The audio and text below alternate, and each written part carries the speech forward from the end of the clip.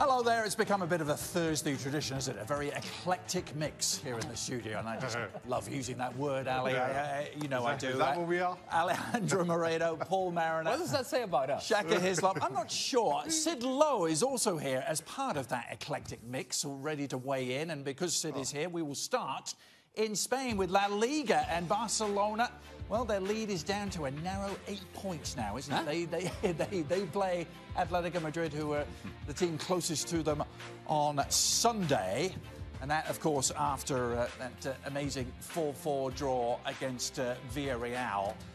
Sid, you described it as the game that no one wanted to end on Tuesday night.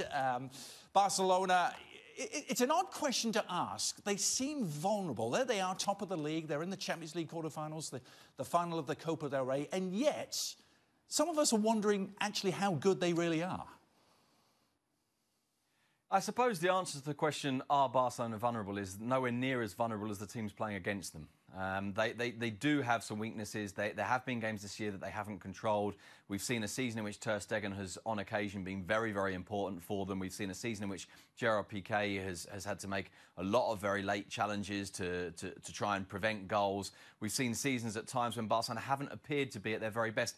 And yet there's a couple of kind of arguments against that. One is that they're now on a run of 18 games without losing in La Liga. The other is that they're already in the Copa del Rey final. They're probably going to win La Liga, although, of course, the game against Atletico, as you say, at the weekend will be very significant. They've also tended to respond well when it's been really big games, so they've absolutely slaughtered Real Madrid. They were brilliant in London against Spurs. They scored a lot of goals against Lyon in the second leg of that Champions League game. Away from home, they drew 0-0, but they dominated the game. And so I think while there are some weaknesses to them, I think you have to put all of that into the, that's all part of the context of this. And the other part of the context, to this particular game at least, was that Valverde rested a player in each level of the pitch. So he rested a defender, Gerard Piqué, his best defender.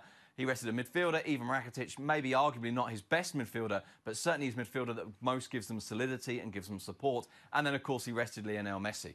And so in a scenario like that, all right, you have one game where it goes a bit mad, you have to come back and you draw 4-4. I'm not sure that's necessarily a sign of it, but it is true that at times this year, you've watched them and thought, maybe they're not all that good, but they're still miles better than anyone else in Spain. Well, you just wonder if there's any glimmer of a hope for Atletico Madrid chasing them 8 points behind. No, says the panel here. Predictions for Sunday. Barcelona 2-1, says Ali. Paul says 3-1 Barca. Shaka going Barca 2-0. Sid, Atletico have a big carrot in front of them. They can reduce the gap to 5 points should they somehow find a way to go to the Nou Camp and win. Can they? Is it conceivable? It's curious, with Atletico Madrid this year, because on a couple of occasions when they've had, as you put it, that big carrot in front of them, they've not taken it. The one that really stands out is the recent defeat against Betis away, when they had the opportunity to get right up close to Barcelona, to really put the pressure on them. And they've allowed them to kind of slip out of reach. If you look at Diego Simeone's record, he's not beaten Barcelona in a league game in his entire time as Atletico Madrid manager. They have beaten them in the Champions League, but not in the league. And I just feel like this season... It's curious because at times Atletico Madrid have looked very, very solid, but they've always looked like a team that are missing something. And this feels like a game where I think Barcelona probably won't take any risks. I think we might see something relatively similar to when the two teams met each other early in the season. And basically both of them seem to have decided, well, you know what? Let's just kind of carry on with our season after this game. Let's make sure nothing goes really wrong. Barcelona can put it out of sight, of course, if they win, and I think they will look for it. But Atletico Madrid, in theory, will really go for it. But they're just not capable of doing that. That's just not their mindset. It's not the way they're set up. So I expect it to be quite tight. I expect whoever wins to win 1-0. Then following that, the next test for Barcelona will be, of course, the Champions League quarter-final first leg. They travel to Old Trafford for that first leg. Interesting looking at the odds for the Champions League quarter-final, because Barcelona are clear favourites, 4-1 on. Manchester United 11-4. Sid, I'll stay with you first on this. From a United perspective, if you were looking for reasons or causes for optimism, what would they be, Sid? Well, I think with Barcelona, you're probably better off being slightly... I mean, there's two options, I think, fundamentally. One is to be very, very aggressive and play on the front foot and try and make it difficult for Barcelona to get through the pressure, and in particular to try and look for the space behind the two fullbacks. The problem with that, of course, is that if there is a team that's capable of riding out that pressure, it's Barcelona, and then the pitch opens up. Which, of course, brings you to the other option, which is to park the bus. To park the bus, frustrate, hope you can catch them on the break at some point. And of course, particularly with the pace of Rashford, Manchester United may well feel that that's the best way of going about it. Look for Rashford in behind the fullbacks with an early long ball and park the bus. I must admit, that's what I anticipate United doing. But you know, I say that as someone who follows Barcelona rather than someone who follows Manchester United. Ali, you follow both. From a United perspective, looking at this Barcelona team, what would be your cause for optimism for them? How can they hurt Barcelona? Well, I think that they can look at the times that Barcelona has struggled this season and how teams have made them look vulnerable. And the teams that have made Barcelona look vulnerable are those that are willing to say, you know what, we're going to absorb a lot of pressure from Barcelona. But the moment we get possession of the ball, we're going to get aggressive and we're going to get after Barcelona and we're going to test whether they can defend us in 1v1 situations over distance. We're going to test that Gerard Piqué is the defender that he is. We're going to test that space that Jordi Alba leaves wide open because he likes to add himself into the attack as often as he does. We're going to see if they can defend us in transition. If Manchester United is able to make this game about transition, that's when they have an opportunity. If it's about possession and technical ability on the ball and quality of players on the ball, this is all Barcelona all the time. But if it is about athleticism, Manchester United has an opportunity. Has a similar feel to the last round for United, where they were written off, weren't they, against PSG playing at home and lost the first leg badly at home? Yes, but this is a totally different kettle of fish. I totally agree with Ali. I think that the secret for United is yes, to try and absorb and hit him on the break. But the problem with United is this. If Lukaku plays and they hit him with that out ball, can he hold the ball up? Has he got that ability to hold the ball up? I'm not quite sure whether he has. Is it better to go into the channels with the likes of Lingard and the likes of Rashford? I would suggest that it's best to go that way. But most certainly, this game for Manchester United has got to be won. They've got to get on the front foot in that attacking third. Shaka, any optimism? Come on, the United fans are looking to you for some optimism. It's peak swine flu season in Catalonia. I'm really not sure where... Dodgy lasagnas? Yeah, I don't know where to look for optimism for Manchester United here. In all honesty, Manchester United are playing with house money. How they got through against PSG is anybody's guess at this point, especially if you just look at the football as opposed to the scoreline. They're here somehow or the other. Nobody's quite sure. And at that time, let's remember, Manchester United were playing well, which we've not been able to say about Manchester United domestically for the last couple of weeks. Now, added to that Barcelona continue to be as they are, and Lionel Messi continues to be as fantastic as he is. Luis Suarez takes a goal wonderfully well on the weekend. He maybe hasn't been having his best 12 or 18 months now. All of a sudden, he's looking back in form.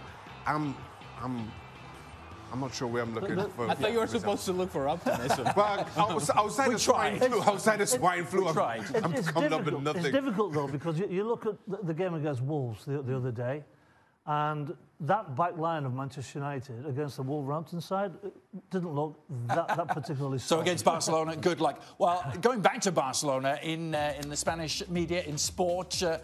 lots of talk about how much money Barcelona are going to be looking to spend. $300 million has been talked about as being a sum needed to be raised. Of course, Matthias de Ligt is a player they have in their sights. Jovic, even Griezmann being talked about. But, Sid, I wonder how realistic it is. They're talking about perhaps shifting Coutinho out of there, Umtiti, Rakitic. How realistic is it that they could raise that sort of sum? And isn't this kind of weird timing for this to be coming out?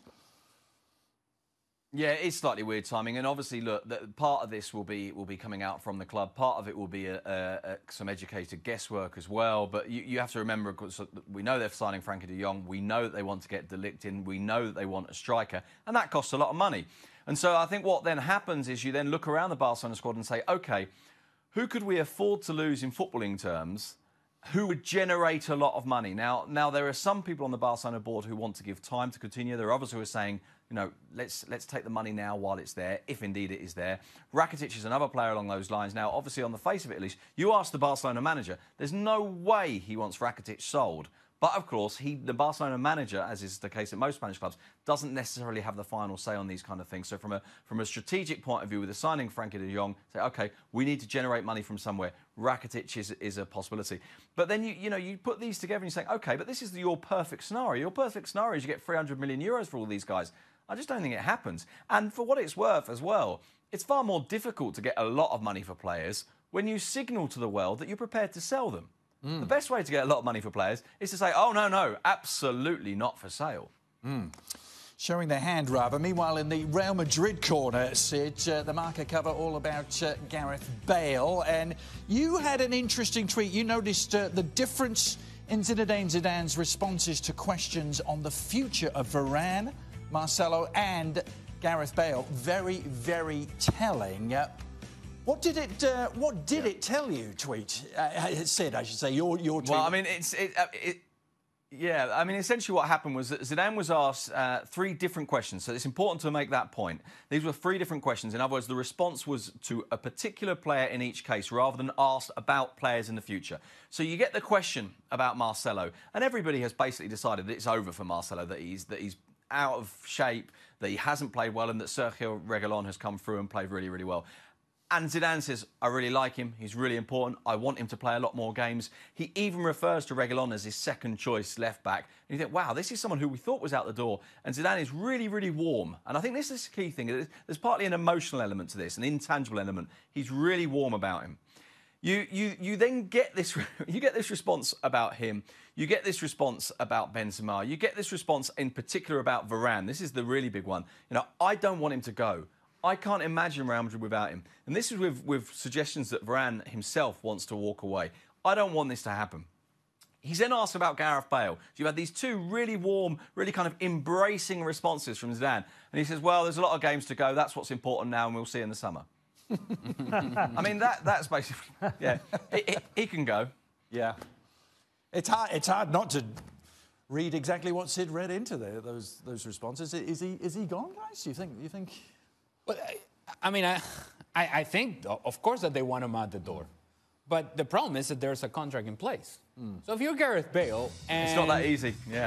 And you have won whatever you have won with Real Madrid and you've achieved what you've achieved with Real Madrid, you can just sit there and say, you know what, I don't really have anything else to accomplish. At least at the club level, and I'm going to sit here and I'm going to get paid. And to be quite honest with you, I like being in Madrid. We don't know that. We don't know that about Gareth Bale. And we don't know what is it that he wants. But he has to have flexibility in the decision-making process from his side in order for this to be able to happen, in order for him to be able to walk out the door and go somewhere else. So just briefly, what sort of clubs are we talking about in terms of clubs that Bale could go to? Well, look, I mean, it's very simple in a way. There are 3 fundamental problems with Gareth Bale getting a move anywhere or for a club coming in for him. His salary, his age and his transfer fee. And all of those are very high numbers. And that makes it very difficult to find a solution to this. I think to Ali's point, it is all about Gareth Bale. It's how ambitious he is. Is he happy at Real Madrid? Is he happy just picking up his wages? Is he that type of player? Or does he want to go and still... If you were a big English team, specifically, if you're a big English team in the Premier League, do you take him right now? It depends on which English team. Yeah. Manchester United, I think, is a strong possibility. Right now, I think the best solution for Gareth Bale is for somebody to pick him up on loan, as they did with James Rodriguez and Bayern Munich, who themselves have been linked with Gareth Bale in the past. And at least that way, you get some of his wages off your books and maybe opens up a spot for somebody else. But as Sid rightly points out, I'm not sure who's paying for Gareth Bale, how much you're paying, and then how much you're going to pay in his salary. Well, let's talk specifically about United. Jadon Sancho or Gareth Bale, who helps you more get where you want to be right now? That's a big decision for Solskjaer. I mean, look, Sancho is obviously the future. Yeah. Gareth Bale is the now, and he's 30 in July. How much football has he got left in him? There's no doubt. When he's on form and when he wants to play, Gareth Bale is a spectacular footballer. When you see him play for Wales... Would you still say spectacular?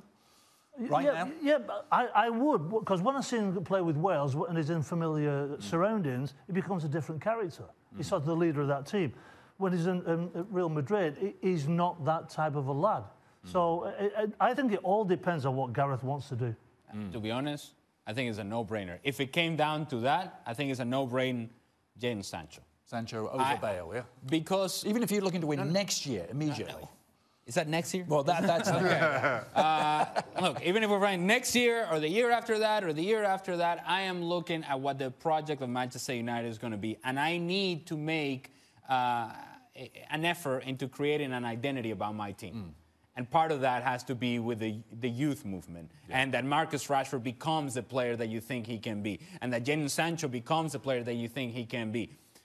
What you bring in with Gareth Bale is a possibility of injuries, which are very likely, are part of the history of him as a player. And you cannot evaluate him without saying, well, we don't know what he can be when he's not fit a lot of the time. Yeah. And then on top of that, then you have to think about, okay, we have Alexis Sanchez sitting there in a very similar situation as to what Gareth Bale is now. Yeah.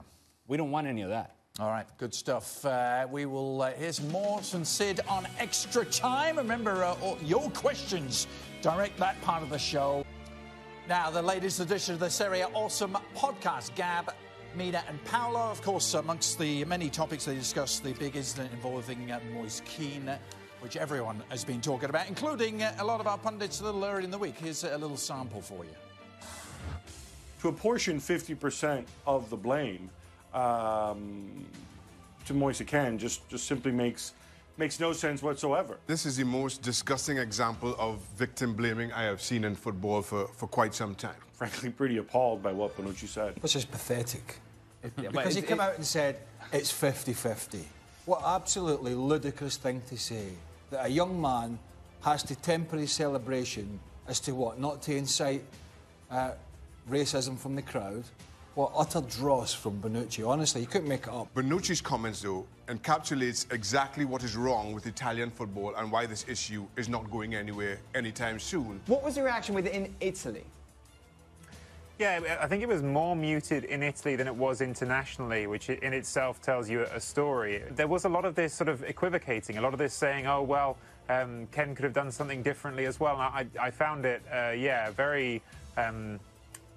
to me, it struck a wrong note, a lot of the coverage that I saw in Italy, and I think it was, it does give you an indication of why this is such a big problem to address, because it isn't just about people being racist inside a stadium, it's about cultural values, it's about how a whole society acts, of course, and you're addressing something like this. Newspapers not covering this the way that they should. Correct. Bonucci saying the things that he has said, not getting the support that you should be getting if you're Moise Kean, that's enabling racism. That has to stop. And we welcome the man who calls Serie A action right here on ESPN, Matteo Bonetti, to the show. Matteo, just give us your brief overview, your views on the incident first. I'm disgusted, but I'm not surprised, and that's the saddest thing. I'm not surprised that we continue to see minorities in various stadiums. This is not the first time it happened, and it won't be the last. To me, the biggest talking point is how do you eradicate it? Obviously, you're not going to fundamentally change the structure and the culture of Italy, but you have to have the gauntlet dropping down on these clubs like Cagliari. So that brings us to the bigger discussion. What is the solution? Because it's a problem that doesn't seem to be going away. So the most disgusting thing I saw today in the media is that there's probably not going to be any stadium ban to Cagliari, and the reasoning is that it was a minority of the fans. Well, that's obviously always going to be the case with racist chants. You're not going to have all 20,000 fans in unison. You're going to have a lot more decent people than indecent. But to not make a strong statement now is letting these racists win yet again. Now, the question is, can you identify them with cameras? The fact is, CCTV, Juventus has the best implementation of it in Serie A. Clubs like Cagliari and smaller clubs just do not have the technology to be able to point out these people as it's happening in lifetime, get the stewards up and bring them off. Not all the clubs are ran the same way, and some of these antiquated stadiums, good luck trying to find these people in the heat of the moment. So if it were me, stadium ban, I'd start docking points as well, and that's where it gets a bit tricky. But give me a better solution, because I haven't thought of one. How else can you stop this other than really just putting down the gauntlet and stopping this once and for all and doing something that we haven't seen yet? Dock the points, and let's see if these fans like it if their team goes down to Serie B because of their idiotic actions. It's got to be drastic. It really has. My mind goes back to when it was really bad in England in the late 70s, early 80s, and that was the time when English football was at the top of the tree, winning European Cups, Liverpool, Forest, Aston Villa, ourselves at Ipswich. And purely and simply, what happened was we got banned from the tournament. We got banned from the European Cup. And that was the driver for that was hooliganism, wasn't it? But yes. there was racism in that as well. Of course, absolutely there was. Absolutely there was. And there's absolutely no place for it, so it's got to be drastic action. I agree that, yes, dock them points, but by all means, but make it a sizable number so they are going to go down to Serie B. How about a forfeit? Forfeit the game. 0 points. But is that going to be enough, though? They lost the game anyway, so they wouldn't have gotten any points anyway. But I'm with Matteo here. The action has to be firm, it has to be strong, and has to be impactful. Yep. If you can't identify individuals and somehow transfer any club punishments onto that individual, then it's got to be a closing of the stands. Docking points? Would you go that far? Yes, I would go that far. And the reason I'd go that far, especially in this case with Cagliari, is because this is not a first-time offence with them. Samuel Eto'o, Matuidi, Montari, and now Moise Kean. This continues to be ongoing. And clearly, it's not going to happen. It's not going to change anytime soon, especially given the comments of the president Giuliani. So therefore, make it impact this team, this club, and the president in a way that they are then motivated to at least address the issue. Shaka, the only reason this is coming out maybe is even more so because of what Bonucci said. Frank Kessie got racially abused. Kalidou Koulibaly this season got racially abused. It hardly even made international news because this is something that unfortunately happens not every week, but almost every single week. And what happened in those cases? Hardly nothing. So when are you going to start setting the example? I can't think of anything else other than start docking points, give them a forfeit. It has to be drastic. It's the only way. Well, that's a problem. We're all talking about solutions as to what happens inside the stadium and to the teams involved, right?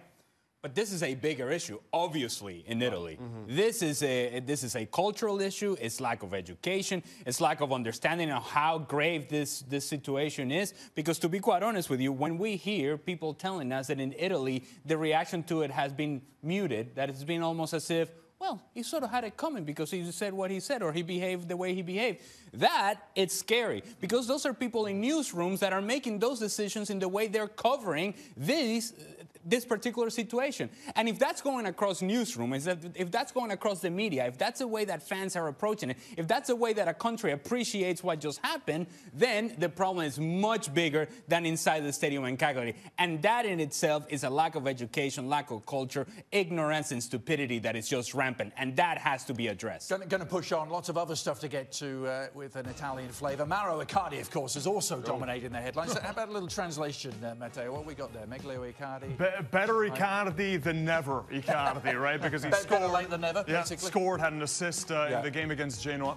What do you make of the Icardi? Of course, he had to come back and score, and he knew he was going to score. Yeah, here he hits the post as well, and then he scored on a penalty. But I'm just surprised, based on what we saw from Luciano Spalletti, the comments he made 48 hours prior, where he said Icardi doesn't deserve to start because the players in the dressing room that have been showing up every day, it'd be disrespectful to take one of them off for Icardi. Now, the Curva Nord, the Ultras, came out with a very strong statement. They said no one's allowed to celebrate, no matter what Icardi does. They did not celebrate his goal. And more importantly, they said the only reason why Inter are playing him is because they're trying to inflate his transfer value because they know that he's gone in the summer. And if you keep him on the bench for the rest of the season, God knows how much lower his transfer market's going to be. So they feel like the club has sort of sold their soul to basically look ahead in the transfer market for a player that has behaved in a way that has been, honestly, an abomination.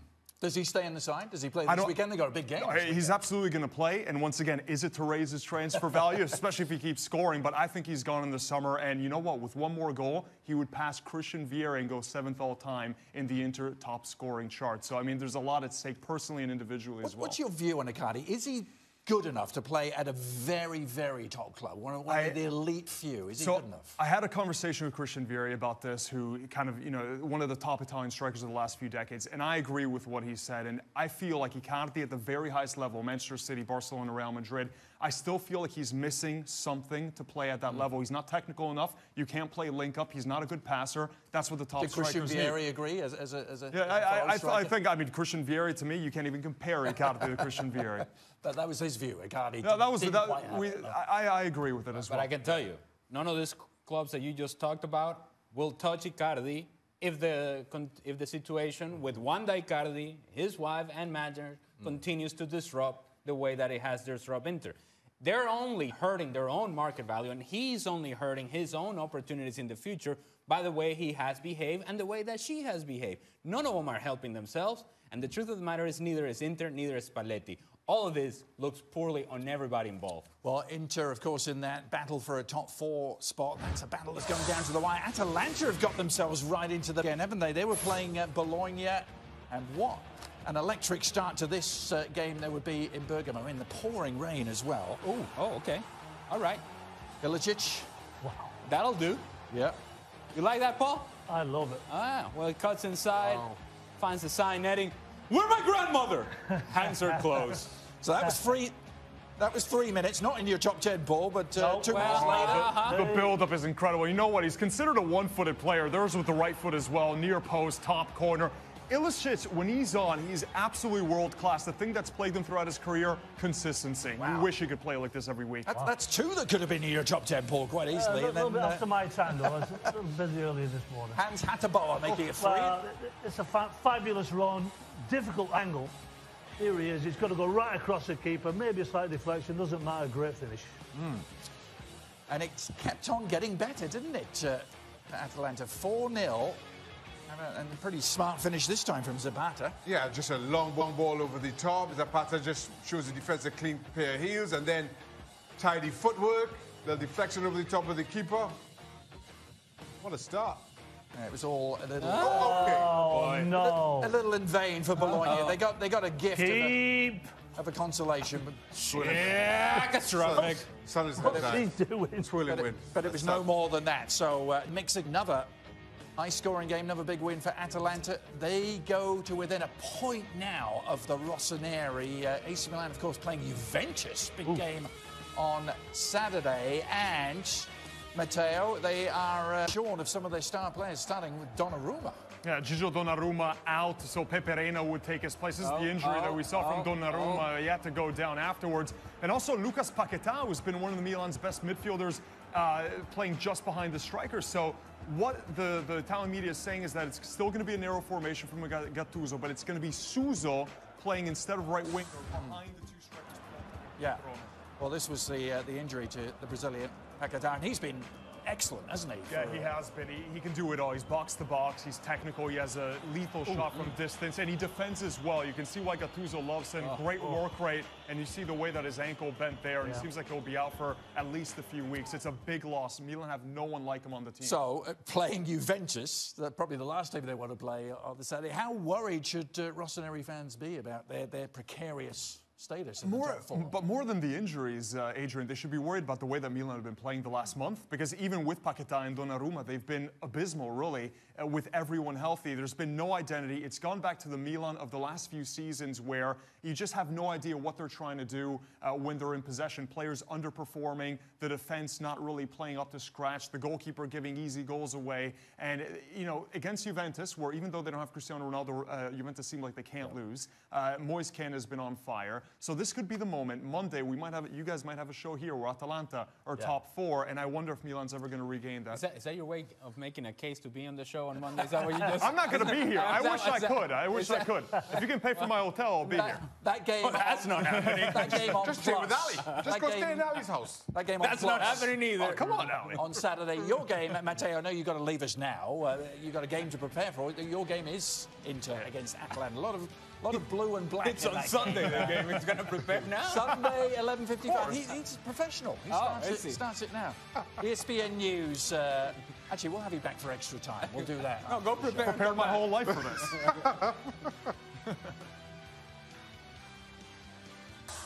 Some Friday night Premier League action. Liverpool, of course, have the Champions League on Tuesday, so playing against Southampton on the road. Southampton 7-1 to win at home. 19-5 the draw. Liverpool 4-9 on. You look at what Southampton have done against the big boys since Ralph Hasenhüttl took over. Well, they beat Spurs, they beat Arsenal at home, they drew at Chelsea, yes, lost at United and Arsenal. Their only home loss against the top 6 coming against Manchester City. Conversely, Liverpool, since the turn of the year on their travels, well, goals haven't exactly been flowing. Yes, they won 2-1 at Fulham, but the draws against Everton, United and West Ham, the narrow win against Brighton, of course, the year started with the defeat against City. So, given all of that, Friday, Any chance of an upset, do we believe? I don't Very think briefly, so. no? I mean, of course, there's a chance. There's always a chance. Is easy answer. But no, I just think Liverpool too strong at the back, and though they aren't, they're free-flowing selves up front. I still think they get at least the goal they need to win this. Narrow Liverpool win, Paul. You see it any differently? Look, there's no doubt in recent weeks that Southampton are a much more difficult side to play against. He's got them organised. They've got a game plan that the players seem to know what they're doing, which always helps. I don't think that was happening in past games. So, but having said that, Liverpool know what is hanging on this. I just can't see them slipping up. Chance to edge again from City, of course, who were in the Cup. Did you come into work today trying to make this point? Did you sell this? You sold this to our producer? I think people have overlooked this fixture for Liverpool. We looked at the half ahead. So this is tricky. This is tricky. So I knew this was coming from somebody. This is tricky. At some point, Mohamed Salah is going to start scoring goals in bunches again. Maybe this is the time. Maybe in a situation in which Southampton are confident at home, they're thinking maybe we can get after Liverpool. On a counter-attack in transition, Liverpool gets the best of them. I don't see Liverpool slipping against Southampton. To your point, Adrian, I think it would have been trickier a couple of weeks ago. But now, all of a sudden, you've got two teams down and a third, let's be honest, ready to be pronounced dead. I think Southampton, given where they've been all season, can all of a sudden let out a sigh of relief. They may be putting their feet and their guard drops just a little bit. So you know what he just told you? You have no idea what you're talking about. Forget my prediction. Yeah, forget it. I still think it's going to be a draw.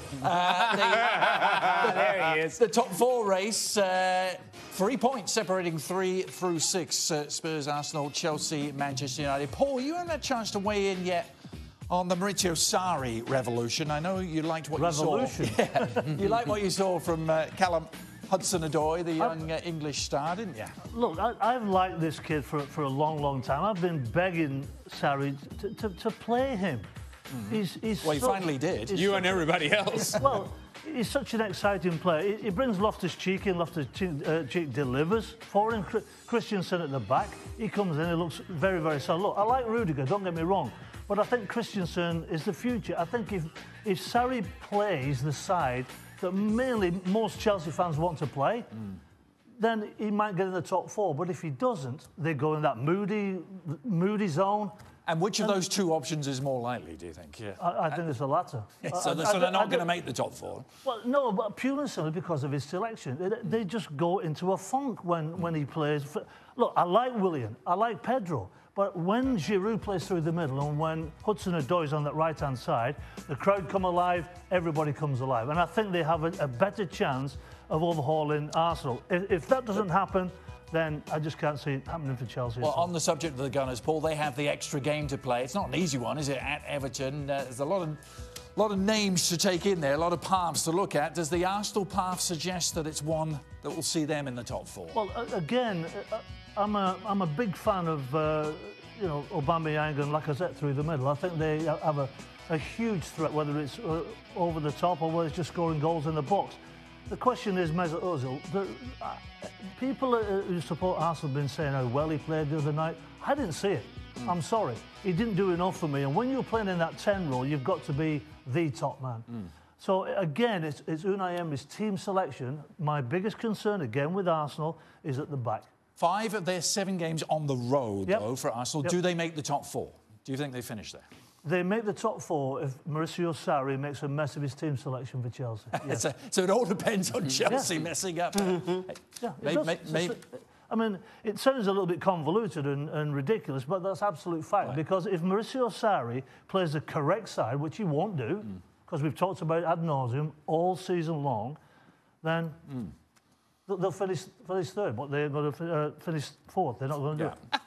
Well, we got there in the end. That was clear. On tomorrow's. All right, one last order of business as this. It involves a walk for our man, Shaggy. He's going to take a stroll. What a walk it is. What could possibly go wrong? What a top 10 it is this week. Walk of a finely tuned athlete, that one. What? Top of the Bundesliga, bottom of the top 10. Well, you're 10th. That's good enough. That's a lot more than a lot of other people. It's good job, Shaq. You know, I'm still in love with Istanbul, top of Turkey. They have been there all season. Can you name 3 players? I'm loving they are them. not dropping Porto, out. Tough league, that Turkey. Narrow win against Braga in the league, and then you go and draw it against them in the cup, you're down. And then Ajax. Down from what? I'm loving Ajax. Ajax beat PSV with 10 men. Yes, they did. Second in the league. But they're only second. Atleti, they're back in. Yeah. They're making a big push. Yeah. Into my good graces. To what? Into my good graces. Oh, okay. They're only 8 points. They get hammered at the weekend. Only. PSG back in. They keep beating up on everybody in France. Juve. You don't like France? Keep beating up on everybody in Italy. And they're fourth. Yeah. And then the top three, as you will. The powerhouses. Liverpool, no movement. No movement. Third. City, still second. What? And Barcelona. Didn't they just give up 4 goals to Villarreal? Don't worry about that. Oh, okay. Bring Messi off the bench. You still got Messi. You still run away with the league. You're still top. But in all of our hearts. It was a game that no one wanted to end up. Why is your heart in your belly? Why is your heart in your belly? We will end this. Thank you very much. A table for this edition of Extra Time. Full house. Full house indeed. We've got Sid Lowe waiting in the wings too. That much this week. There's still time. There's always time. It could have been worse. Duran gets us kicked off with a question, probably following the scenes from the Spurs stadium and its opening. Why is Man City Stadium always half empty? I mean, even for Champions League games, it's never full. That's maybe a little harsh, but I think it is a little bit harsh. Yeah. But maybe prices. I mean, who knows? It was half empty yesterday in comparison to but who were they Spurs, playing? obviously. I mean, they're playing nobody. Right. Playing someone. They were playing. I mean, why would you turn up to watch that game? Still a title race. I mean, they needed the 3 points. But obviously the fans thought they were going to get 3 points, and they did. Oh, so they're too good. If it wasn't for the goal... They're too good now, the fans If it wasn't for the goal, they would have got 10 goals, never mind 2. I'm trying to remember. Is that stadium right in the city? No. That's a little bit It's a little bit outside, isn't it? Yeah, not right in the city. You can But get a neither is Old Trafford. But Old Trafford never has been the go-to club for Mancunians, you know, inner-city Mancunians. Right. And they're kind of used to, those fans are used to getting out there. Yeah. A lot of fans get the tram from the city. So it's not difficult to get to, but for some reason they don't turn up. So we're blaming the tram? Well, I'll tell you what, let's blame ticket prices and tram ticket prices. Oh, the tram ticket prices. Yes. So, Sid, next question you can start off on, probably again in reaction to what happened yesterday, which was Barcelona conceding 4 without Gerard Piqué in the lineup. Is Piqué underrated as a central defender? Yeah, absolutely. He's been the best central defender, I think, in Spain with Sergio Ramos, and actually a lot of the time ahead of Sergio Ramos, certainly in terms of consistency, for a very long time. And it does feel to me that he doesn't get talked about perhaps as much as he should. I think this season that's starting to happen, but I think it's a little late, actually. I mean, it's true that he's even better this year, perhaps, than in previous years, but I think he's been a great centre-back for a long time. Genuinely, I find it quite difficult to think of a centre-back in the world who I think is better than Piqué at the moment, with the possible exception, I'm sure everyone will throw in the name of Van Dijk. Best in the world, Matteo, for you? Well, I just wonder, if you put Piqué on Atletico Madrid and you have to play a lot deeper, would he be considered even more of a legend? Because when you're a centre-back for Barcelona and you have to play higher up the pitch, you're susceptible to creating mistakes, right, because of all the space behind you. So it also has to do with the system that they play, which puts a lot of pressure on Piqué, especially when the team breaks on the counter. Koulibaly or Piqué? Who would you take? Piqué. Yeah? Oh, he's won everything. You have to. I'd take the one with the trophies. Absolutely. But when you say put Piqué in Atletico Madrid, then maybe he's not the same sort of player that we've seen at Barcelona. Because at Atletico Madrid, you're asked to do something entirely different than what you're asked to do at Barcelona. So as much as I appreciate what you're saying, Piqué in Atletico Madrid is not Piqué in Barcelona. Piqué in Barcelona has been outstanding, and that's the sort of player that I appreciate simply because of what he gives this team. Not only is he able to defend, but he's also play out of the back, and he adds himself into the attack every so often. All those things he would not be doing at Atletico Madrid simply because of the way they play. Different question for you, Piqué or Van Dijk? Who do you take? At the moment, I've got to take Van Dijk. Yeah. It's just because of age. If you're going to build your team around a young central defender, Van Dijk's your guy. Xhaka, you agree? Yeah, easily. I mean, I understand what Sid is saying about Piqué, but I think at times he's desperately out of position. And that's given how Barcelona play and press high up the park, and sometimes that back four is left exposed. But I find, for my liking, too often Piqué is chasing things. And the comparison there with Sergio Ramos, that tells his own story. Sergio Ramos can't stay in a good position. He somehow has to go running around like a nut every now and then. And So, just in terms of pure centre-backs, to your question, Van Dijk, easy. Yeah. Sid, final word on this? Well, I mean, I think Shaka's right about Sergio Ramos. I think the point really isn't so much that compare them stylistically, because stylistically they're not the same at all. It's that because, of course, Sergio Ramos has had these huge, epic, kind of heroic moments, because they've won the European Cup, because he scored big goals, particularly, of course, against Bayern Munich in the semi-finals, and then, obviously, the goal against Atletico in the final in Lisbon. Because of those kind of, if you like, kind of action man moments, I think he gets talked about much more than Piqué, not because he's a better defender, and not even because they're comparable defenders stylistically, but there is much more of this kind of, certainly in Spain at least, there's this assumption that just says, well, best defender in the world, well, it's Ramos, obviously. And Piqué, for too long, I think, hasn't even been in that conversation, and he should have been. He should have been in that conversation, certainly within a Spanish context, for the last 5, 6, maybe even 7 years. know you love these either-or type of questions, Sid. So up the other end of the field, you can start first on this. Two South American strikers. I think they're roughly the same sort of age. Sergio Aguero or Luis Suarez? Who are you taking? Oh, that's tough. Luis Suarez by miles. Why? Because he's better.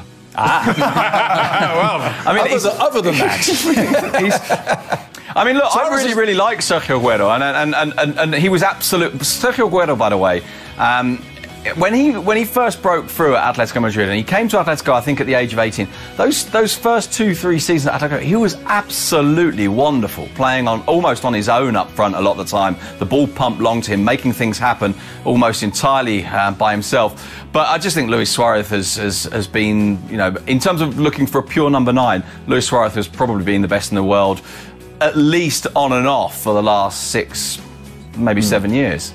Strikers in the room, do you concur? The movement of Luis Suarez is off the ball is better than that of Sergio Aguero's. For that reason alone, I will take Luis Suarez. I also like what Luis Suarez brings not only to Barcelona, but what he brings to his national team, which Sergio Aguero has not been able to do with Argentina. Okay. I think it's impossible to separate them. When you look at what they've done from what Suarez did, but we're forcing you to separate. You can only take one. You're building a team. You're managing the rest. Aguero. You're taking I've got Aguero for the Golden Boot of the Premier League. I had him last year. For me, he's a pure goal scorer. Yes, we can talk about the hold-up play. We can talk about the link-up play with Suarez. So what is Luis Suarez? Is he not a pure goal scorer?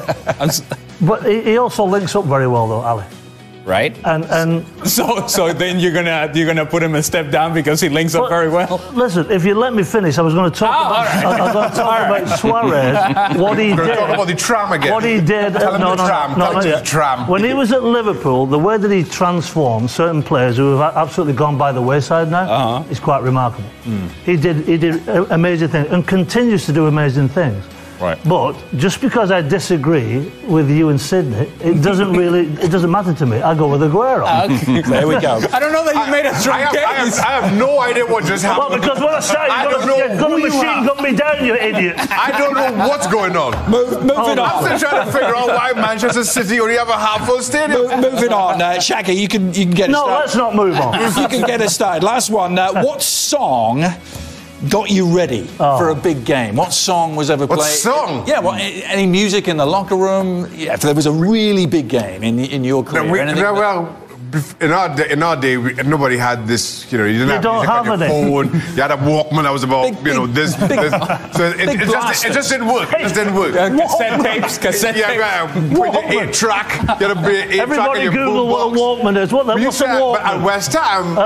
Let me think. What was a Walkman? Razor, Neil Ruddock, and Ian Wright. Used to be Elvis was our go-to music. Elvis. Really? It was great. Paul, what did that Beethoven when you played? How did you get the music? That roll in a piano. Somebody had to come and roll in the piano. I'm going to hazard a guess there was some heavy metal in your past. Easiest question that we've ever had. AC/DC. Yeah. Back in Black. No Danger. The bells, get it on Spotify. Whatever you do, bang it out. It's still played everywhere in every stadium. Absolutely. All extra time. That's the first definitive answer you've given. Yeah. Well, because I can't get blocked off by my fellow striker. Ali's never blocked anybody off without going over. Hey, I've told this story before, but this is towards the end of my career where, well, when the team that I played for, we were not very good. In fact, we were terrible. So they used to play... Just give us a song. That would be cheap. That's USA, by the way. tonight's going to be a good night, and I kept thinking, as I'm sitting back in the locker room, I don't know if it's going to be a good night. For them. It's going to be a good night for them. I'll take an okay night, to be honest with you. I'll tell you what, that really gets you going, that song, doesn't it? Oh, wow. It really was a good night, was it, with Chivas USA? That was a good song. You were the other team. That was a good song. That was a good song. Sergio Aguero. The tram.